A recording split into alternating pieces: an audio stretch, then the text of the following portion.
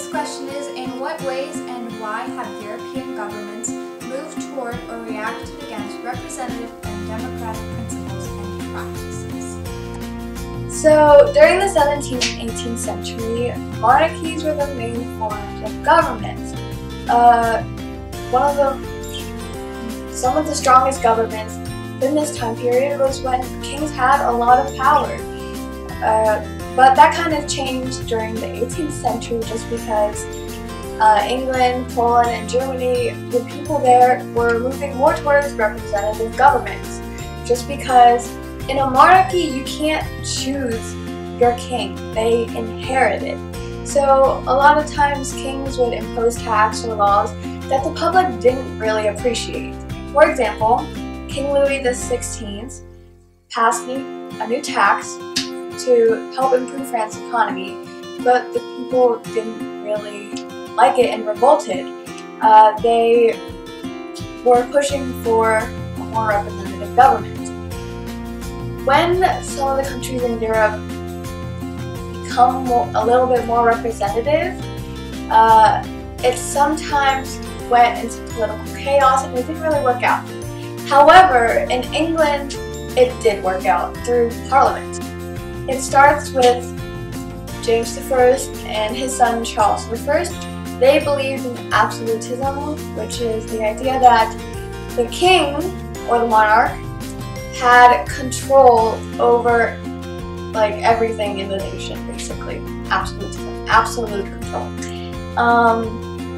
So Charles I, he wanted to build a navy, but Parliament didn't really want to pay those taxes for it because they didn't want their money into going somewhere that was kind of pointless to them.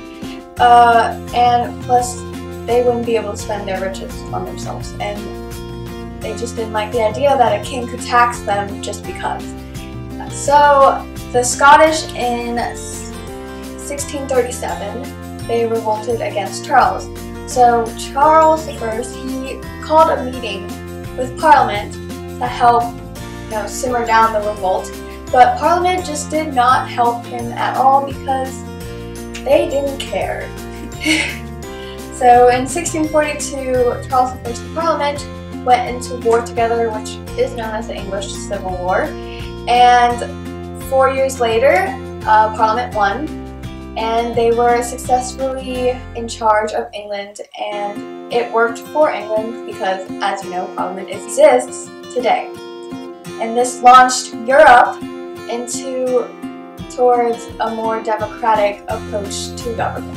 So as Mina was talking about, the age of absolutism, where the monarchy would have power over everything, over the people. The English Civil War kind of started with this idea of absolutism. So those who supported Parliament won.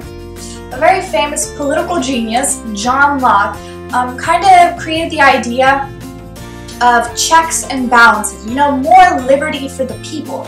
This democratic idea kind of made the Parliament fear for its life, more than the monarchy fearing the Parliament's control. John Locke ran away from England because he feared for his life. Presenting these democratic ideas, Parliament obviously wanted to get him and try to put him up for trial and eventually execute him. And they did try when he ran away, but that didn't work. Another way Europeans reacted to these new democratic ideas was in France. King Louis XIV, he supported only his favorite artists and writers that would kind of portray these ideas of absolutism, because he obviously wanted to be in rule over the people rather than any other democratic legislator. So he also set up royal academies that taught science, literature, mathematics, and art, but only with the ideas of absolutism behind them. Democratic ideas were purely forbidden. Recap time! So in the 17th and 18th century, monarchs were the most popular government rule in Europe. But in places like England, Poland, and Germany, people were like, no, we want representation. So in some places, this didn't really work out for them because it usually led to political chaos, but in England, it did work out with Parliament.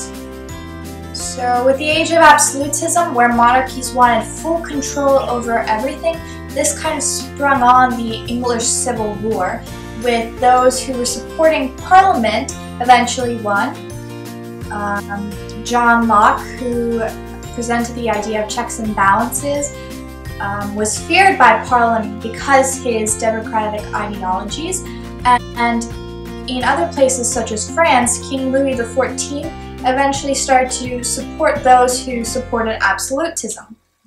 Thanks for watching this episode of Tea Time History. See you next time!